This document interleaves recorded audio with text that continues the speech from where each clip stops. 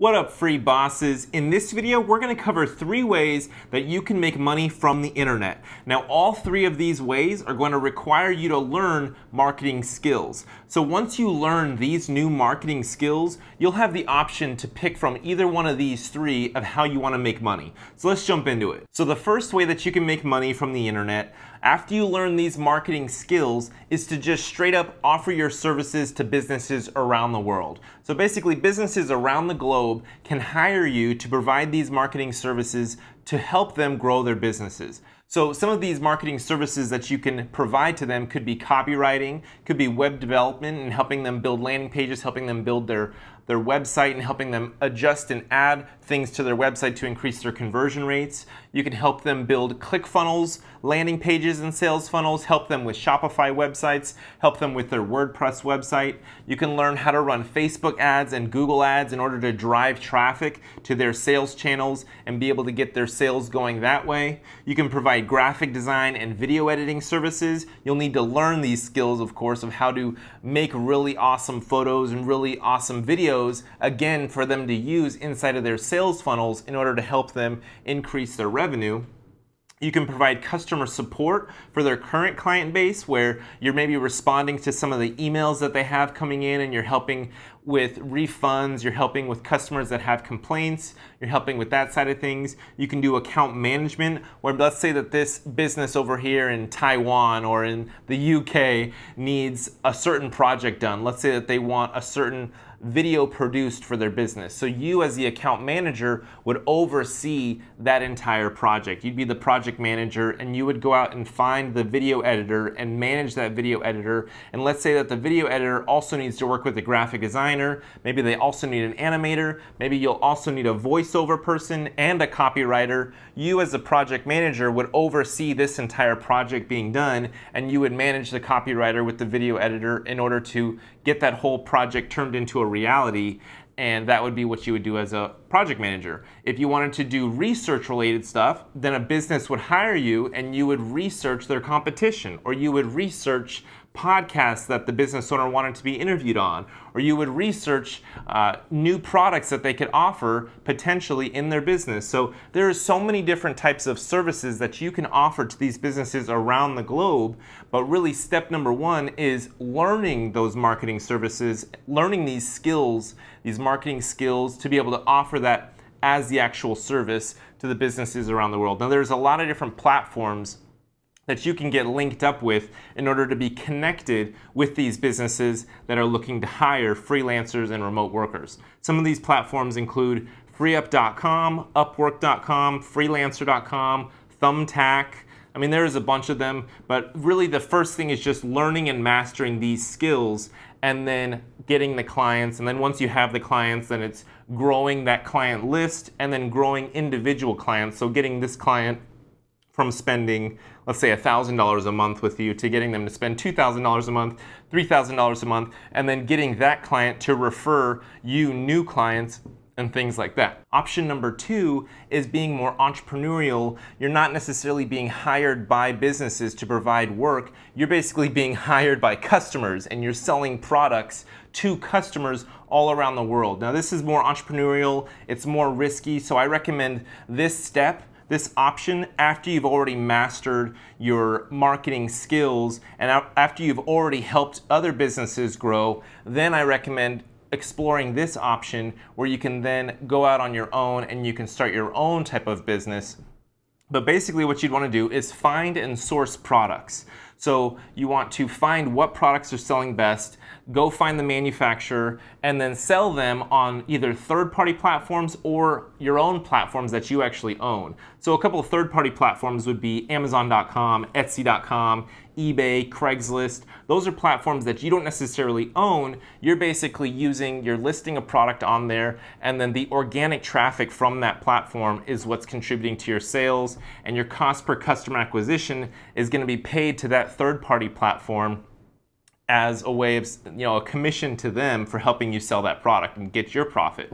Your owned platforms would be sites like ClickFunnels, which helps you build sales funnels, sites like Shopify, BigCommerce, or WordPress, sites like that, and you would own that whole website, but you would be responsible for driving the traffic to that site. So that's where your cost of customer acquisition would come in, where you're going to have to pay a traffic source like Facebook or Google to drive people to your website, and then that's kind of like that commission that you're going to be paying. Because once you make a sale on your ClickFunnels or Shopify site, Facebook or Google is going to be getting that commission for driving traffic. That's who you're going to pay in that way.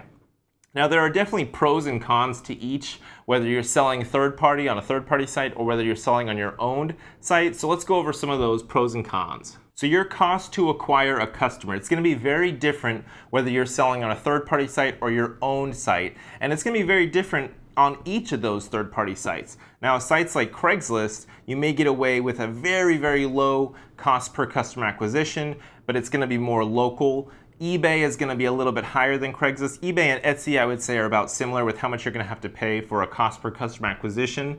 And then Amazon is going to have a little bit higher of a cost per customer acquisition, where you're going to have to pay essentially a commission to use their organic traffic and drive people to your product page to get your product sold through Amazon. Now, if you're paying, again, through your own sites, then your cost per customer acquisition is going to be on that marketing spend that you're doing on either Facebook or Google. Now, a pro and con to each third party and to your own is as far as how much you know about your customer data. So if a customer comes to you through Amazon, eBay, or Etsy, you may have a little bit of data from them as far as their name and shipping address, where with your own website like Shopify, you're going to have a lot more information as far as their name, email, phone number, shipping address. Maybe you can have them also pixeled in a Facebook custom audience. Maybe you'll know more about which products they viewed on your site before they actually purchased this one product. So you'll have more data on your owned properties than you would on your third-party properties. But again, you may have a higher cost per customer acquisition with your own platform instead of the third-party platform. With your owned platform, you may have more marketing flexibility for your actual sales funnels. So when you're driving traffic to your actual own site, you're going to have more flexibility of knowing what pages they visited, what products they looked at, being able to retarget them better. You're not going to have as much competition, so you know that if you're driving traffic to your own Shopify site, there's not going to be other competitors that are selling products on your site like you would have on Amazon. So let's say, for example, you drove Facebook ads, Facebook traffic to an Amazon product page that you have. Well, you know that once they visit that Amazon product page, there's going to be recommended other products from other sellers on that site, as well as once you drive them to that Amazon site, you're not going to have your Facebook pixel on your Amazon product page. So there's no way to retarget them with a Facebook ad to be able to drive them back to your product page. And what could happen is you drive them to your product page, they look at your product, and then in the recommended section or wherever it shows other products, they see, oh, it's the same product, but it's cheaper. And then so they end up going with your competitor's product instead of purchasing yours. So those are just some of the pros and cons of selling on a third-party site versus selling on your own property like a ClickFunnels or Shopify. Now, the third option you have is to sell digital products. So this is not a physical product, it's a digital product, meaning it's just like a file that you can send to them through email or through Dropbox or something, and they can basically just download it.